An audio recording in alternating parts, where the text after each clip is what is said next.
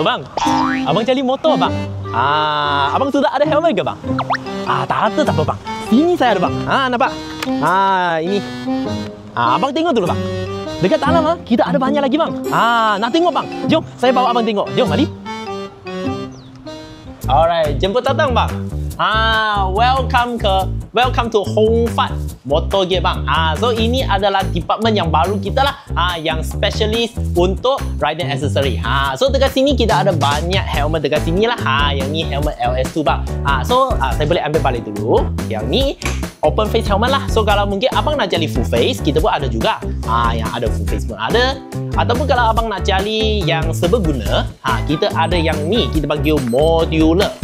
So untuk modular ni, dia adalah multifunction lah. Kalau abang nak pakai jadi full face pun boleh, nak jadi open face pun boleh juga.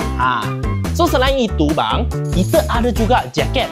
Sebab untuk riding, okay, kita nak bawa jaket, nak ada padding, untuk protection pun ada juga. So kita ada yang jenis mesh, kita ada yang jenis waterproof, pun ada juga. Okay, so kalau untuk design mesh, dekat sini abang boleh tengok.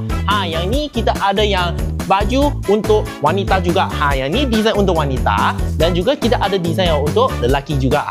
So ada banyak jenis lah abang yang boleh tengok.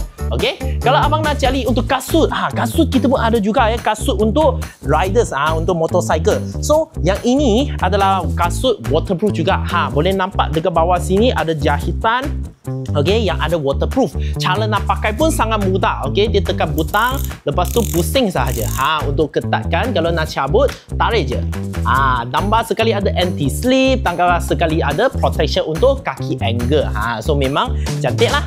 Kalau abang nak cari bag, kita ada waterproof. Okay, bag yang untuk waterproof. Glove kita ada juga. Okay, yang boleh protect bagi tangan ankle. Lepas tu kita ada kita punya hand socks, black cover, semuanya ada bang.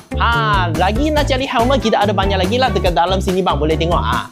Ada banyak lagi jenis, design, model-model yang lain. Abang pun boleh tengok juga. So kalau abang nak cari untuk extra visor ke, nak cari intercom, ataupun nak cari spare part lain, kita pun boleh dapat juga. Nak servis, semuanya kita dapat. So kalau abang nak, abang pun boleh ajar kawan datang. Kedai kita seperti biasa je bang. Kita buka daripada Isnin hingga Sabtu jam pukul 10 pagi hingga 6.30 petang. So macam mana bang? Abang nak cari apa? Cuba bagi tahu.